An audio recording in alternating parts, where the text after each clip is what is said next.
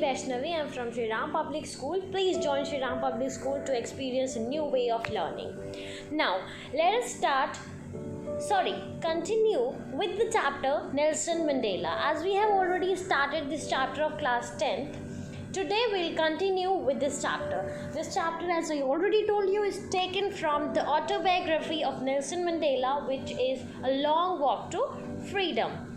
Yesterday, we have seen that it was the inauguration ceremony of the newly installed government. जो south Africa की नई government बनी थी, democratic government बनी थी आफ्टर द वाइट सुप्रीमेसी, उसके इंस्टॉलेशन का इनॉग्रेशन था. हम लोग देखें कि पहली बार 10 मई को साउथ अफ्रीकन सॉइल पे इतने सारे इंटरनेशनल पीपल गैदर हुए थे. और नेल्सन मंडेला इसको रेनबो गैदरिंग कहते हैं, क्योंकि यहाँ सिर्फ वाइट लोग नहीं थे, हर कलर के लोग थे, हर कंट्री से लोग थे. नेक्स्ट हम देखते हैं सेरेमनी हुई कहाँ थी. The ceremony took place in sandstone amphitheatre, Pretoria में. उसके बाद हम देखते हैं कि ये वहाँ पर जहाँ पर बहुत सालों तक, डिकेड्स तक, दशकों तक वाइट सुप्रीमेसी थी, आज वहाँ पे कौन है? आज वहाँ पे हैं ब्लैक पीपल. ब्लैक प्रेसिडेंट बनने जा रहे हैं. और ये ब्लैक कौन था? Nelson Mandela. और ये कहते हैं इस लवली ऑटम डे पे, ये ऑटम का सीज़न था वहाँ पे, और इस लवली डे को इनकी डॉटर जिनानी भी प्रेजेंट थी. And we have seen the picture of his daughter जिनानी also. Therefore after we have seen that mister de Klerk बने थे सेकेंड डेप्यूटी प्रेसिडेंट, और हमने देखा कि थाबो बेकी बने थे फर्स्ट डेप्यूटी प्रेसिडेंट, और ये बने थे प्रेसिडेंट. आज हमें देखना है कि इन्होंने उस टाइम स्पीच क्या दी थी.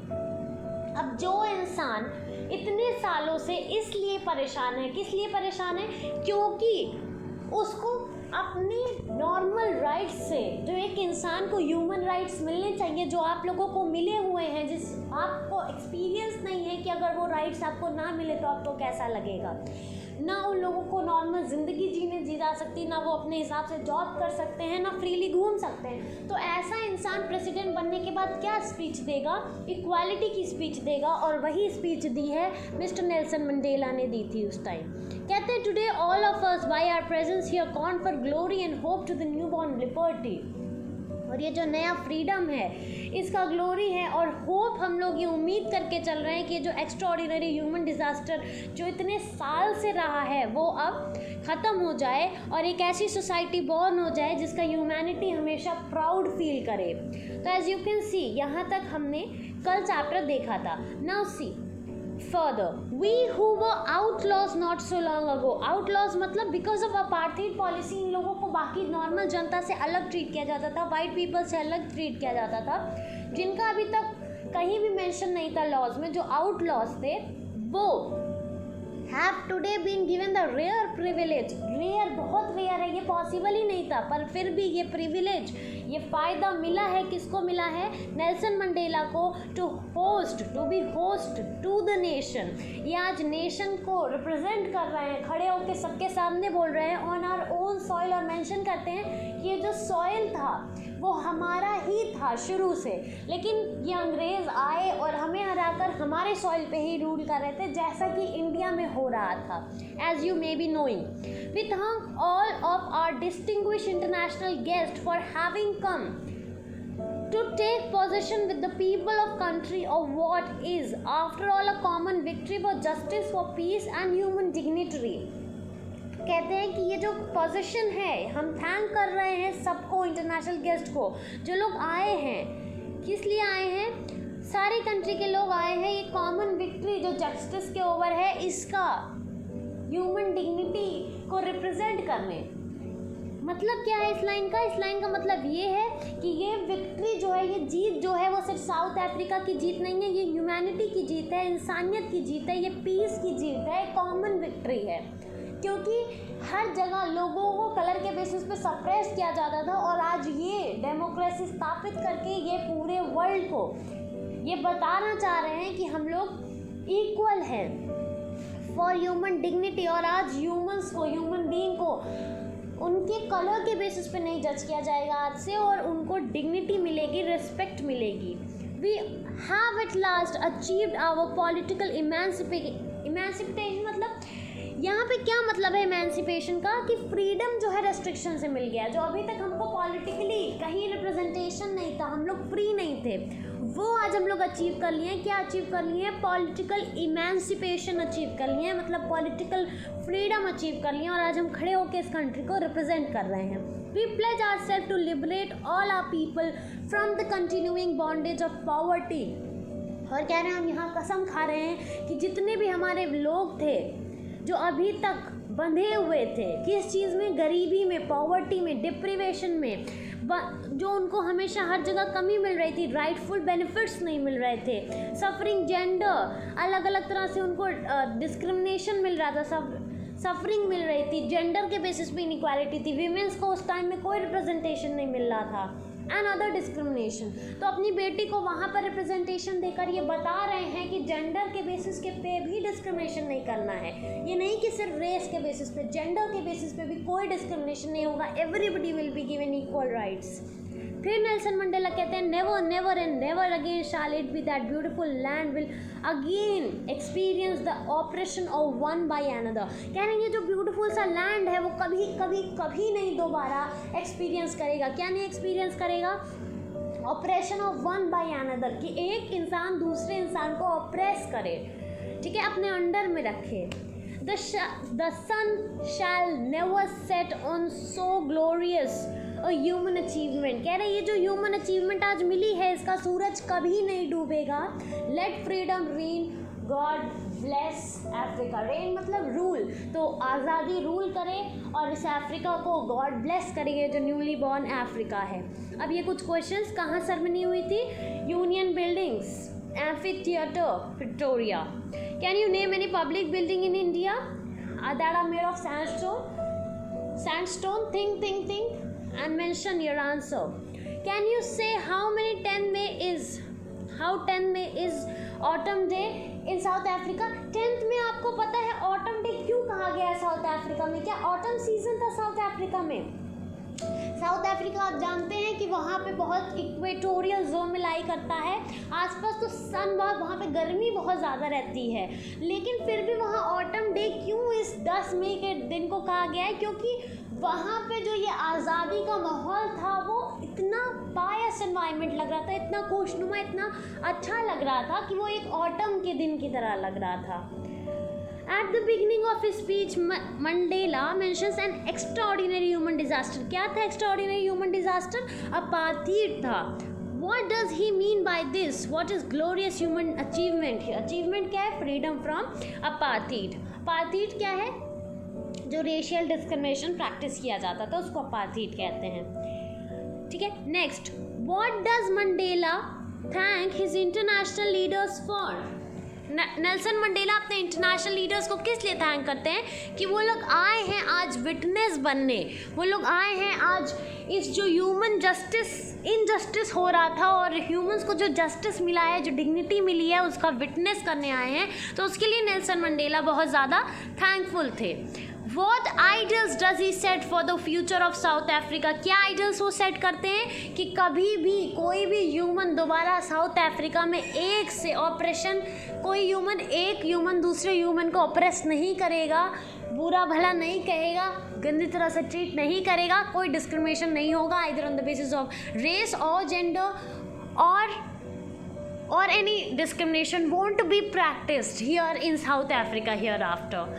What idols does he? Okay, we have done with this. Now next, a few moments later we all lifted our eyes। और कह रहे हैं कि ये खड़े थे स्टेज पे और कुछ ही देर बाद ये लोग अपनी आँख ऊपर करते हैं, और ऊपर क्या है? इन बहुत ज़्यादा ऑफुल मोमेंट था, इन लोगों के लिए सरप्राइजिंग मोमेंट था।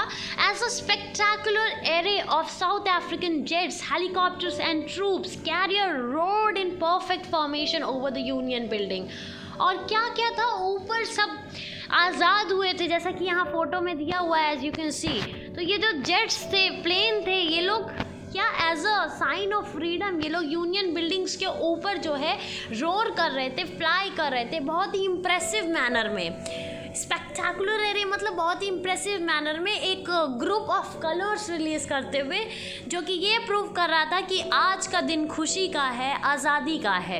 It was not only a display of pin point precision and military force, ये सिर्फ ये नहीं दिखा रहा है कि कितना एक्यूरेटली वो लोग घूम रहे हैं आसमान में, या फिर ये भी नहीं सिर्फ दिखा रहा है कि ये मिलिट्री फोर्स इतना ज़्यादा है साउथ अफ्रीका में, but a demonstration of the military's loyalty to democracy. क्योंकि अभी तक वही मिलिट्री किसके लिए काम कर रही थी, वो वाइट पीपल के लिए काम कर रही थी, वाइट सुप्रीमेसी के लिए, और आज ये लोग ऊपर रोर कर रहे हैं, तो ये प्रूव कर रहे हैं कि ये लोग किसके लिए लॉयल हैं, ये जो न्यूली बॉर्न गवर्नमेंट है उसके लिए भी ये लोग लॉयल हैं, लॉयल्टी शो कर रहे हैं, अपना फेथ शो कर रहे हैं कि हम लोग आपके साथ हैं। That had been freely and fairly elected, और ये ज़बरदस्ती कोई तानाशाह नहीं है एडोल्फ हिटलर की तरह, ये फ्रीली फेयरली इलेक्टेड हैं, इनको सिलेक्ट किया है जनता ने, तो ये डेमोक्रेसी है।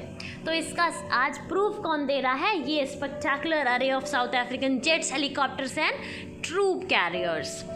Only moment before, the highest general of South African Defence Force and Police, their chests bedecked with ribbon and medals from days gone by, saluted me and pledged their loyalty. कह रहे हैं अभी कुछ देर पहले ही, only moments before, the highest generals of South African Defence Force and Police, जो highest officers थे South African Defence Force के, और जो पुलिस वाले थे जिनके चेस्ट पे बहुत सारे मेडल्स और रिबन्स लगे हैं, ठीक है, फ्रॉम डेज गॉन बाई, वहाँ पे भी उन लोग बहुत ज़्यादा लॉयल्टी से काम कर रहे थे, लेकिन आज ये लोग वहीं पर खड़े होकर नेल्सन मंडेला के सामने शपथ लेते हैं, प्लेज करते हैं अपनी लॉयल्टी का, कि वो लोग लॉयल रहेंगे ये जो न्यूली बॉर्न डेमोक्रेसी है उसके लिए।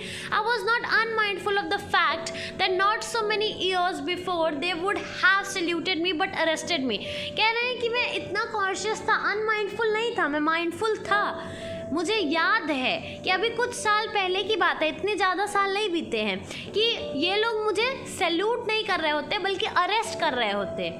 लेकिन ठीक है, कोई बात नहीं, अब ये लोग मेरे से लॉयल हैं, तो ये क्योंकि ये लोग ब्रेव हैं तो ये लोग कंट्री को रिप्रेजेंट करेंगे, तो मुझे कोई दिक्कत नहीं है। मुझे अवेयरनेस है कि ये लोग अभी तक वाइट पीपल के अंडर थे, but it's okay. Finally a chevron of Impala jets left a smoke trail. अब शेवरॉन आया इम्फाला जेट का, शेवरॉन मतलब पैटर्न ऑफ वी बनाते हुए, ये लोग किस वी मतलब विक्ट्री शो कर रहे थे, और किस तरह का कलर ये लोग स्मोक जो है वो लीव कर रहे थे अपने जेट से। इस बार जो स्मोक था वो ब्लैक, रेड, ग्रीन, ब्लू और गोल्ड कलर का था, और ये कलर है किसका, साउथ अफ्रीकन फ्लैग का। तो आप देख रहे हैं कि कितने इंपॉर्टेंट पॉइंट्स नेल्सन मंडेला ने मेंशन किए हैं अपने साउथ अफ्रीका के बारे में, कि कैसे चीज़ें हुआ करती थी और कैसे अभी हैं, और कैसे वहाँ पर ये जो इंडिपेंडेंस था उसको सेलिब्रेट किया जा रहा है। The day was symbolized for me by playing of 2 national anthem। और ऐसा नहीं है कि जो पुरानी चीज़ें वो बिल्कुल ख़त्म कर दी गई थी, जैसा कि अभी बताया कि वो जनरल्स जो मुझे पहले अरेस्ट करते, वो पुलिस वाले, वो हाईएस्ट ऑफिसर्स वो थे, अभी उनको हटाया नहीं गया था, तो मतलब सबको इक्वली ट्रीट किया जा रहा था, उन लोगों को भी रिप्रेजेंटेशन मिली, उन लोगों को हटाया नहीं गया था। और साथ साथ देखिए सबसे बड़ा रिप्रेजेंटेशन ये है कि उस दिन 2 national anthem play, Nelson Mandela चाहे होते तो सिर्फ ब्लैक्स का नेशनल एंथम प्ले करते, पर वहाँ पर 2 नेशनल एंथम प्ले हुआ था। The visions of white singing, जो वाइट पीपल थे वो लोग गाते Nkosi Sikelel iAfrika, and black singing Die Stem. वैसे याद कैसे रखेंगे, ब्लैक जो थे वो बहुत दिन से डाई स्टेम मतलब मारे जाने वाले पीड़ित थे, तो इन लोगों के नेशनल एंथम का भी क्या नाम है, डाई स्टेम, कुछ मारा सा नाम है, तो ऐसे ही आप याद रख सकते हैं कि ट्रिक है। और जो हाई फाई सा नाम है कोसी सिक्लेली अफ्रीका, वो वाइट लोगों का है। तो 2 आज नेशनल एंथम गाए गए, तो इससे ये क्या शो करता है कि ये जो रिपब्लिक है, जो न्यूली बॉर्न डेमोक्रेसी है, वो सिर्फ ब्लैक का नहीं है, सिर्फ वाइट का नहीं है, सबका है, दोनों का है। Although that day neither groups knew the lyrics of the new anthem they once despised। तो कह रहे हैं क्योंकि अभी लोगों को ये जो नेशनल एंथम नया है वो क्योंकि नया नेशनल एंथम फॉर्म हुआ है, क्योंकि अब कोई भी किसी को सप्रेस नहीं करेगा, तो नेशनल एंथम भी वैसा ही लिखा गया है।